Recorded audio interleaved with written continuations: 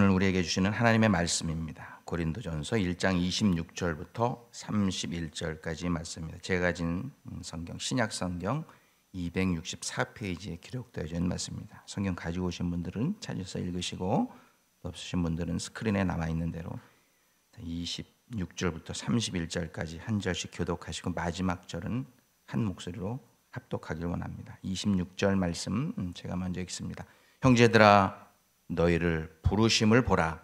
육체를 따라 지혜로운 자가 많지 아니하며 능한 자가 많지 아니하며 문벌 좋은 자가 많지 아니하도다.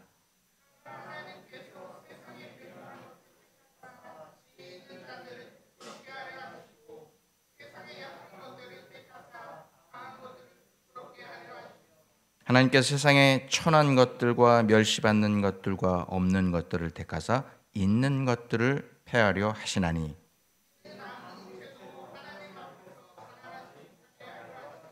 너희는 하나님으로부터 나서 그리스도 예수 안에 있고 예수는 하나님으로부터 나서 우리에게 지혜와 의로움과 거룩함과 구원함이 되셨으니 기록된 바 자랑하는 자는 주 안에서 자랑하라 함과 같게 하려 함이라. 아멘. 이것은 전능하신 하나님의 말씀입니다. 하나님, 3년이 다 돼가는 코비드 팬데믹 기간 동안 우리 장애우 형제 자매들 지체들 지켜주시고 오늘 이렇게 건강한 모습으로 나와서 또 찬양 연습해서 하나님의 거룩하신 이름을 높여드릴 수 있도록 은혜 주신 것을 감사합니다.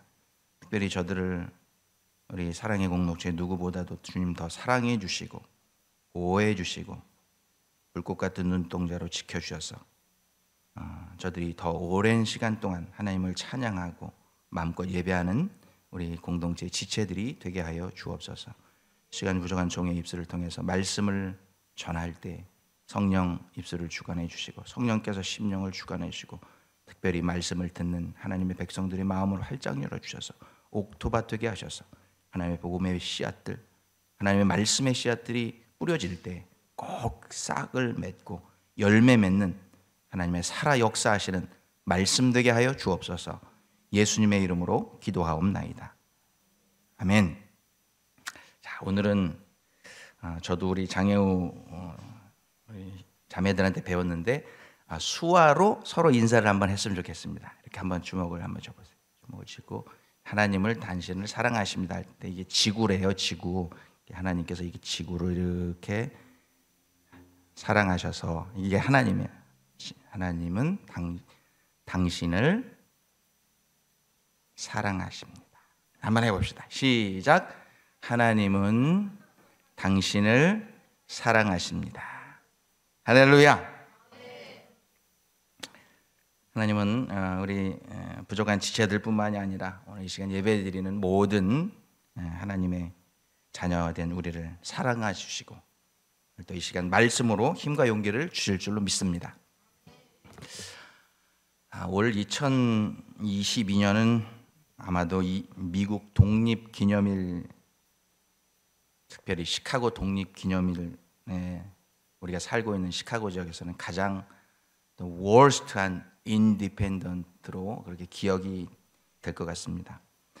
사랑의 공동체 교회에서 20분도 채 걸리지 않는 곳에 있는 하일랜드 파크라고 하는 이웃 부자 동네에서 독립기념일 퍼레이드 하는 행사 중에 오전 중에 21살밖에 되지 않는 백인 청년 불우한 가정 가운데 잘 살기는 하는데 불우한 가정에서 자란 청년에 의해서 총기 난사 사건이 벌어져서 지금까지 7명이 죽고 35명이 중상을 입어서 참 안타까운 초유의 사태가 이 시카고 지역에서 벌어졌습니다.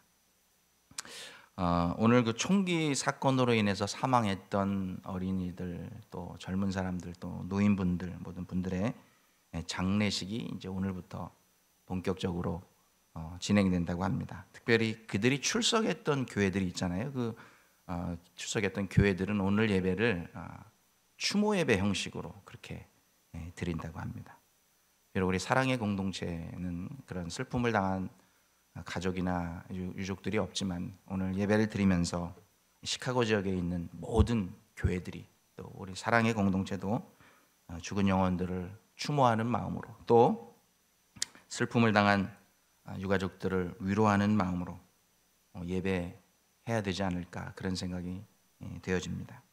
또 한 가지 안타까운 소식이 있죠. 같은 주간 지난주 금요일 아침에 일본 역사상 가장 오랜 기간 동안 총리직을 감당했던 아베 신조 전 수상이 국회의원 선거 유세하고 있는데 가까운 곳에서 자위대 출신의 어떤 괴한에 의해서 총격을 받아서 나중에 사망하게 되는데, 이유가 과출혈, 총을 맞아서 너무 피를 현장에서 많이 흘려서 결국은 살려내지 못하고 죽게 되었습니다. 아베 전 수상의 장례식도 오늘 내일 이렇게 있다고 합니다. 이렇게 한 지역이 아닌 다른 지역, 전혀 예상하지 않았던 지역, 그리고 지역을 넘어서 다른 나라, 국가들을 초월해서 연쇄적으로 벌어지고 있는 이런 끔찍한 연쇄 총기 사건에 대해서 한 시카고에 있는 미국 뉴스페이퍼 신문 사설가는 이런 표현을 썼습니다. The demon began to use a gun through his servants. 무슨 뜻이냐면, 제가 해석을 해놨는데, 악마가 그의 종들을 이용하여서 총을 사용하기 시작했다, 이렇게 표현하고 있습니다. 그러면서 이번 총기 사건에 대해서 하일랜드 파크, 일본, 이 지역은 공통점이 있는데 뭐냐면, 이 총기 사건에 있어서 그동안 청정 지역이었다는 것입니다. 미국은 1년에 3만 8천 명이 총기 사고로 죽는데 일본은 1명 죽을까 말까 하는데, 하일랜드 파크는 그동안 총기 사건이 일어난 적이 없어요. 그런 청정 지역 하일랜드 파크, 그리고 일본에서 일어난 이 사건을 보고 이번 총기 사건에 대해서 악마의 부름을 받아서 심부름꾼이 되어서 그런 짓을 한 것이다, 이렇게 사설자는 표현하고 있는 것입니다. 여기서 이 뉴스페이퍼 신문 사설가가 말한 악마의 심부름꾼이라고 하는 단어에 우리는 주목하지 않을 수 없습니다. 그들은 총기 사건을 일으킬 의도가, 큰 의도가 없었는데, 물론 계획을 했겠지만 그 마음속에 사탄 마귀가, 악마가 들어가서 그 마음을 동요시키고 마음을 충동질해서 결국 심부름꾼으로 이용을 당하게 되었다는 그런 의미를 가지고 있는 것입니다. 그러면서 앞으로 이런 일들이 하일랜드 팍 같은 이런 청정 지역, 일본 같은 청정이 나라와 지역을 초월해서 세계 곳곳에서 더 자주, 더 자극적으로, 더 잔인하게 벌어질 것이다 라고 경고를 했습니다. 사랑하는 성도 여러분, 하나님의 부름을 받은 하나님의 종들은 세상을 평화롭게 하고 자유롭게 하기를 원합니다. 그래서 세상을 평화롭게 하고 자유롭게 하려고 하는 사람들의 모습을 보면, 저 사람은 하나님의 부름을 받은 사람이야, 이렇게 말할 수 있습니다. 그런데 사단 마귀, 악마의 부름을 받아서 그 심부름꾼으로 살고 있는 사람들의 모습을 보면 누군가를 미워하고 이간질하고 욕하고 죽이고 전쟁을 일으키는 이런 일들을 일삼습니다. 크게는 죽음, 전쟁이지만 작게는 미움과 증오라고 하는 모습이 사단 마귀, 악마의 부름을 받은 사람들의 행동으로 나타난다고 하는 것입니다. 여러분은 여러분으로 인해서 주변 사람들이 평화와 자유를 누리고 있으십니까? 아니면 여러분으로 인해서 주변 사람들이 마음 아파하고 미워하게 되고 나눠지는 그런 삶을 살고 계십니까? 오늘 하나님께서 주신 말씀에 비추어서 나는 과연 누구의 부르심을 받고서 살고 있는 사람인가? 자신을 돌아볼 수 있는 그런 귀한 시간이 되시길 주님의 이름으로 축원합니다. 오늘 우리가 함께 읽은 본문 말씀에도 이 부르심에 대한, 하나님의 부르심에 대한 이야기가 기록되어 있습니다. 바로 하나님이 부르셔서 사용하는 사람은 과연 어떤 사람이냐에 대해서 자세하게 사도 바울이 우리에게 말씀해 주고 있습니다. 오늘 사도 바울이 제2차 선교 여행을 떠났다가 세운 개척했던 교회가 고린도 교회입니다.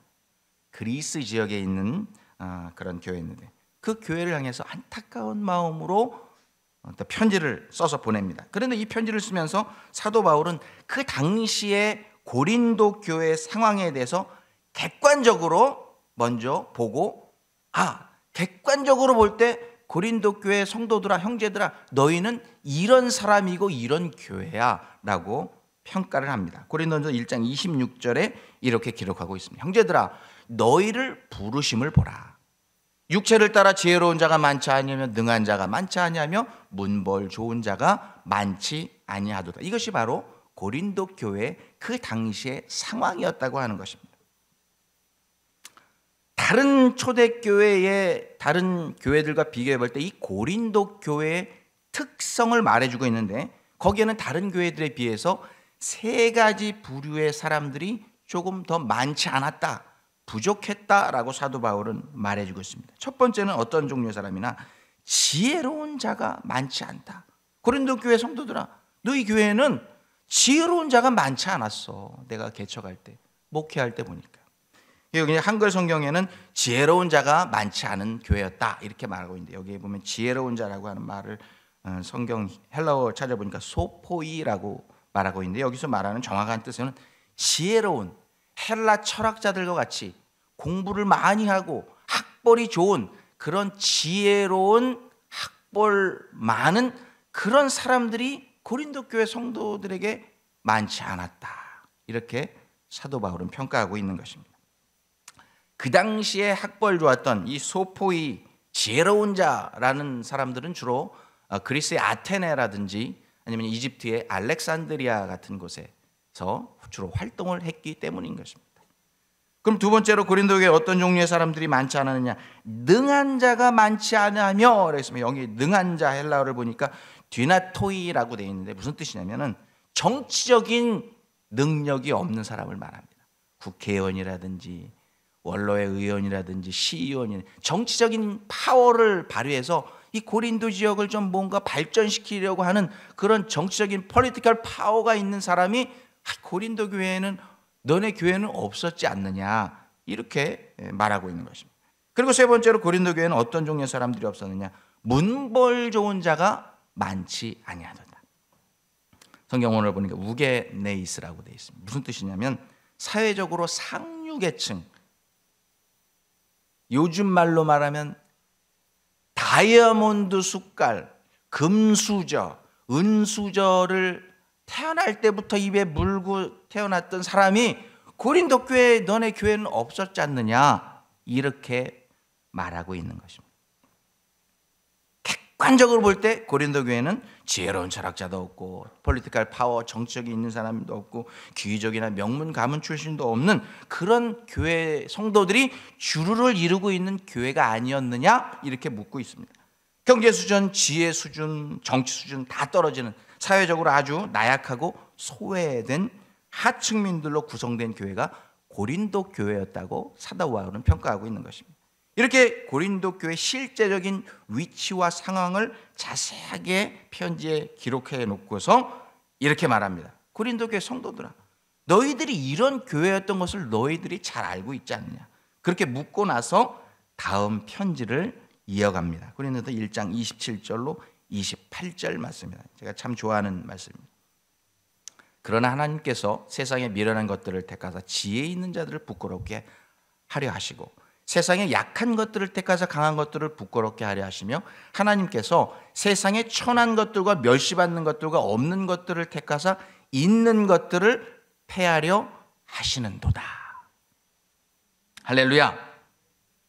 지혜로운 자도 없고 약하고 천한 사람들 투성인 너희 고린도 교회 성도들을 통해서 하나님께서는 지혜로운 자, 강한 자, 좀 있다고 떠드는 교만한 자들을 부끄럽게 하셨던 것을 Do you remember? 하고 물어보는 거예요. 너희들이 그런 것을 경험하지 않았느냐? 백도 없고 능력 없고 힘없던 너희들이 있지만 하나님께서는 너희를 들어서 이렇게 사용하셨던 것을 너희들 기억하고 있지? 하고 묻고 있는 것입니다. 큰 위로와 소망을 주는 말씀이 아닐 수 없습니다. 그럼 여기서 보면 하나님께서 부르셔서 사용하는 사람들은 누구인지가 나와 있어요. 세상 사람들이 볼 때 미련한 사람 하나님께서 들어서 사용하신다는 거예요. 약한 사람 하나님께서 들어서 사용하신다. 천한 사람을 들어서 사용하신다. 이렇게 말씀하고 있습니다. 그래서 성경 여기저기를 말씀 준비하면서 찾아보니까 정말 하나님께서 부르셔서 사용하셨던 사람들 대부분은 이 고린도 교회 성도들과 같이 못 배우고 힘없고 가난하고 능력 없고 백 없는 연약한 사람들을 우리 하나님께서 택하셔서 부르셔서 그들을 사용하셨던 것을 성경에서 얼마든지 찾아볼 수 있다는 것입니다. 성경은 하나님께서 당신의 구원 사역을 위해서 많은 남종과 여종들을 부르셔서 사용하셨습니다. 먼저 여자들을 한번 살펴볼까요? 여자들. 성경 시대에 표현되는 여자들은요, 한 가정의 재산이었습니다. 프로퍼티. 어떤 휴먼 라이트 이런 거 있는 때가 아니에요. 여자는 숫자에도 넣지 않고 가족의 재산이었습니다. 그래가지고 자식을 낳아서 아들에게는 유산도 주고 이렇게 상속하지만 딸은 다른 데로 팔아버리기도 하고 노예로 팔아버리기도 하고 심지어는 자기 부인도 팔아버리기도 하고 이런 어떤 소유물이었습니다. 심지어는 무엇인가를 잘못하면 남편이 딸을 명예살인이라고 하는 것을 통해서 죽여도 됐어요. 너 우리 가문을 더럽힌 여자야, 죽어.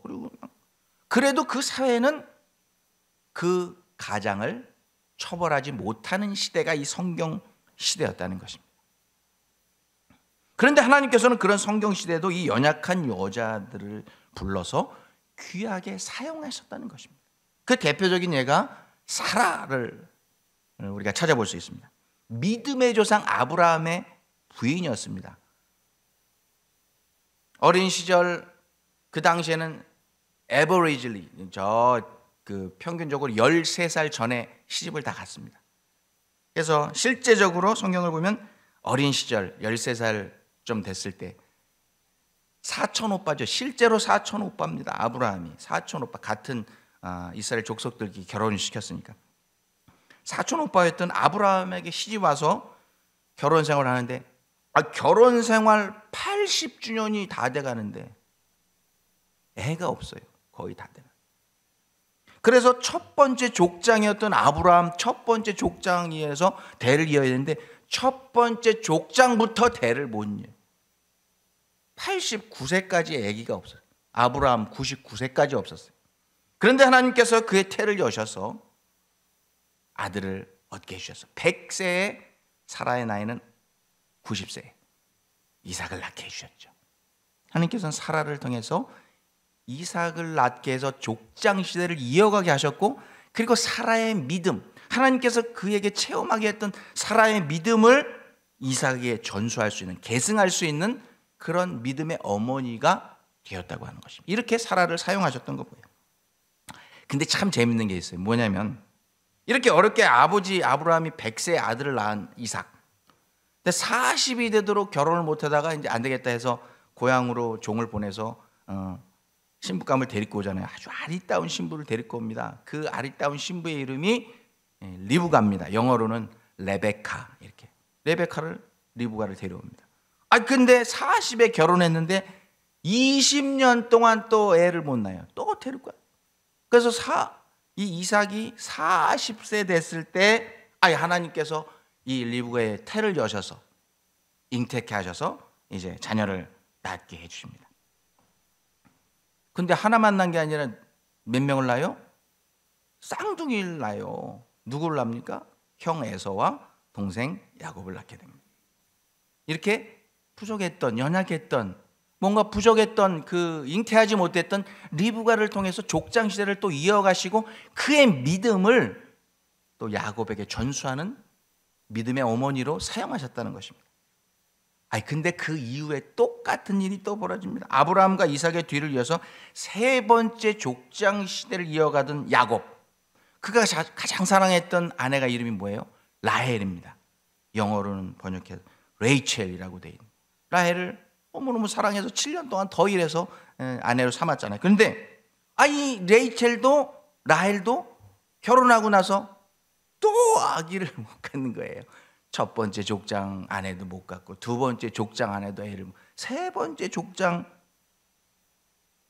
아내였던 라헬도 아기를 갖지 못했습니다. 그래서 하루는 성경에 보니까 참 재미있는 표현이 있어요.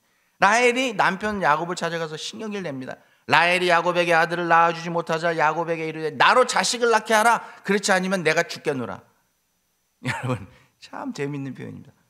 여보, 결혼해서 여태까지 당신은 나만 사랑한다고 하는데 소용없어. 말로 해도 무조건 하여튼 아들을 낳게 해줘. 이게 말이 됩니까? 화를 내고. 그랬더니 야곱이 알았어 그러면 되는데 바로 다음 절에 이렇게 말합니다.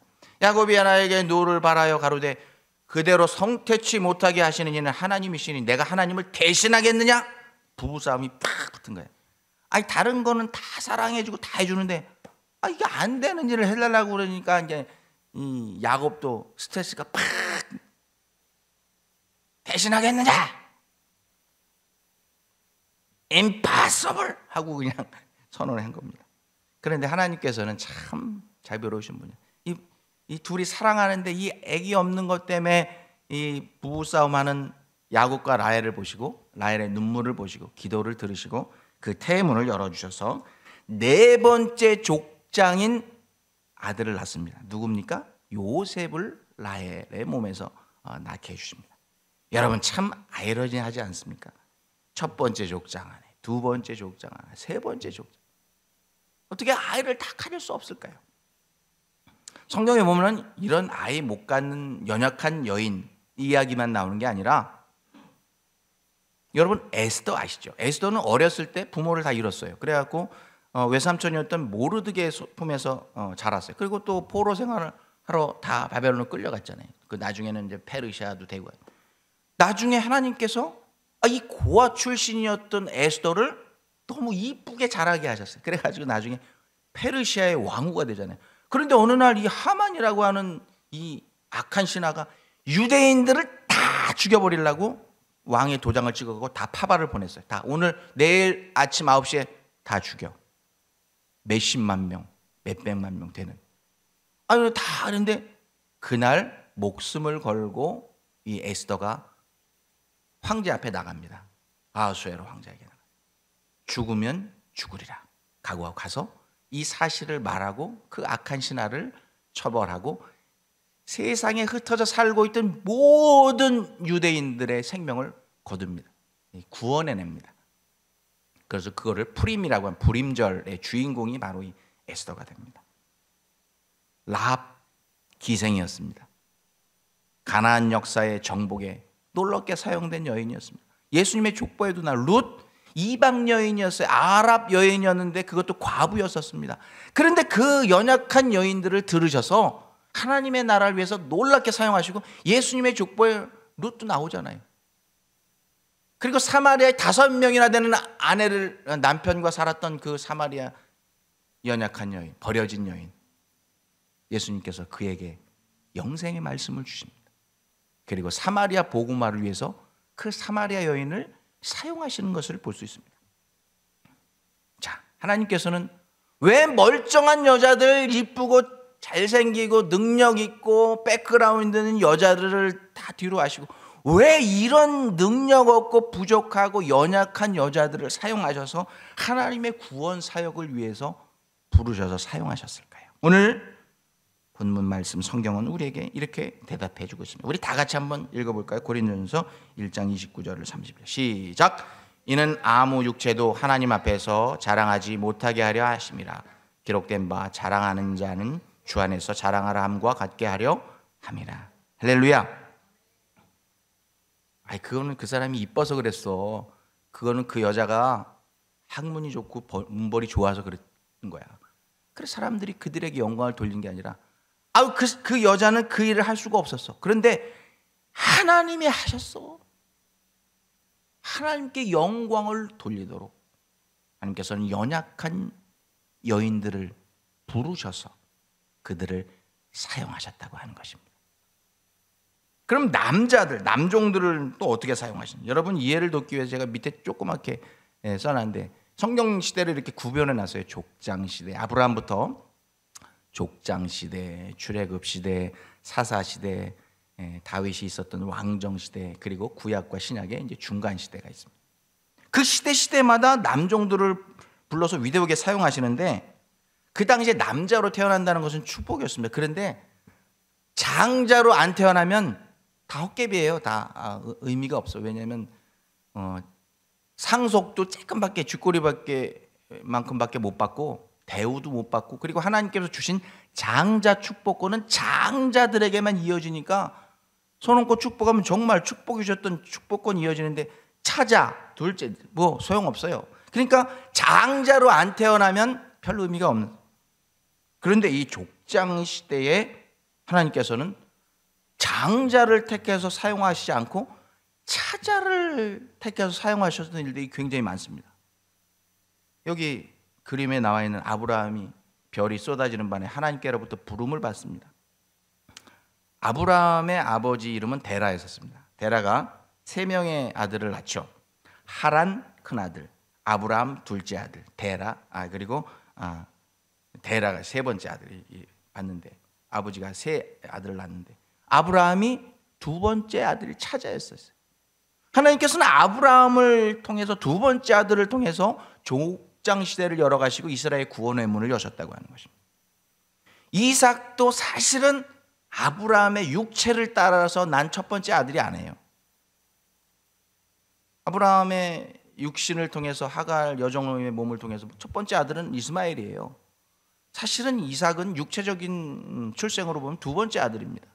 하나님께서는 이삭을 통해서 구원 사역을 이루셨습니다. 야곱도 마찬가지입니다. 형 에서하고 뒷다리 잡고 나와가지고 뺏기지 않으려고, 그래서 이름도 야곱이에요. 뒤꿈치를 잡고 내가 앉으려고. 그래서 진짜로 그 역전이 되긴 했습니다. 에서를 쓰시지 않으시고 하나님께서는 야곱 둘째 아들을 쓰셔서 구원 사역을 이루셨어요.